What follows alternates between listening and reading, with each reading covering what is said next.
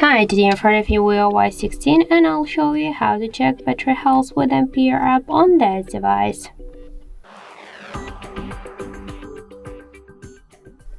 So first we should get the Ampere application. If you didn't get before the application from the Play Store, just open the application and in the search bar we should enter Ampere.